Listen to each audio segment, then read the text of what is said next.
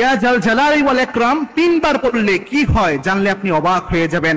ইয়া জাল জালালি ওয়াল ইকরামের শব্দটা যদি আপনি তিনবার পড়তে পারেন, এটার যে ফজিলত রয়েছে এটা জানলে নিজেই অবাক হয়ে যাবেন, যেটা রাসূল সাল্লাল্লাহু আলাইহি ওয়াসাল্লামের হাদিসের মাধ্যমে জানা যায়। দেখেন আল্লাহর হাবিব সাল্লাল্লাহু আলাইহি ওয়াসাল্লাম তার জীবদ্দশায় যে আমলগুলো করতেন, যে জিনিসগুলো জানিয়েছেন, যে ইনস্ট্রাকশনগুলো দিয়ে দিয়েছেন, এই সবগুলোর মধ্যে বারাকা রয়েছে।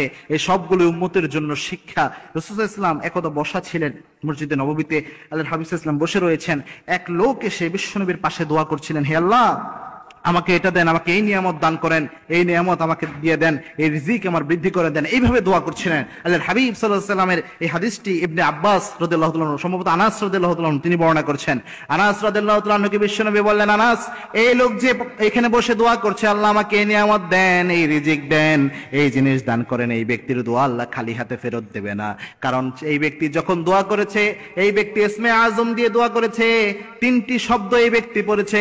এক নাম্বার পড়েছেন ইয়া হাইয়ুন ইয়া কাইয়ুম, এর পরে পড়েছেন ইয়া জাল জালালি ওয়াল ইকরাম।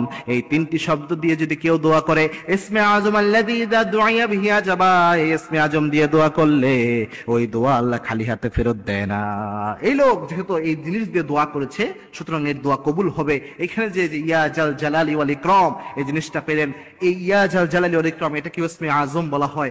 এটা যদি আপনি যখন তাহাজ্জুদের নামাজ রাতের বেলায় উঠবেন, আল্লাহর কাছে যখন দোয়া করবেন, আল্লাহর কাছে যখন চাইবেন, তখন যদি বারবার এটা পড়তে পারেন, ইয়া হাইয়ুন ইয়া কাইয়ুম ইয়া জাল জালালি ওয়াল ইকরাম মিনিমাম 3 বার পড়তে পারেন, আল্লাহ রাব্বুল আলামিন দোয়া কবুল হওয়ার ক্ষেত্রে আল্লাহ রাব্বুল আলামিন অনেক সহজ করবেন এবং আল্লাহ রাব্বুল আলামিন আপনার দোয়াকে অ্যাকসেপ্ট করে নেবেন। মনে রাখবেন, দোয়া অ্যাকসেপ্ট করার মালিক একমাত্র আল্লাহ রাব্বুল আলামিন। এবং এই দোয়া যদি আপনি বিশ্বনবীর তরিকা অনুযায়ী করতে পারেন, সিনসিয়ারলি করতে পারেন, এই সিনসিয়ার দোয়া লাইকে মিসাইল হামলা করলে যেমন মিস হয় না, দোয়ার মতো দোয়া করতে পারলে, বিশ্বনবীর পদ্ধতি অনুযায়ী দোয়া করলে সেই দোয়া আল্লাহ রাব্বুল আলামিন খালি হাতে ফেরত দেয় না। সুতরাং যখনই দোয়া করবেন এই শব্দটা ইয়া হাইয়ুন ইয়া কাইয়ুম ইয়া জাল জালালি ওয়াল ইকরাম এটা যোগ করে দোয়া করবেন এবং 3 বার আল্লাহ রাব্বুল আলামিনের কাছে বারবার আবেগ আপ্লুত হয়ে এই দোয়াটা করবেন। তাহাজ্জুদের সিজদায় যে যদি দোয়া করতে চান, তখনও সুবহানা রাব্বিল আ'লা কয়েকবার বলার পর আপনি এটা পড়তে পারেন, ইয়া হাইয়ুন ইয়া কাইয়ুম ইয়া জাল জালালি ওয়াল ইকরাম। মুনাজাতে হাত তুলে আল্লাহর কাছে দোয়া করতে চান,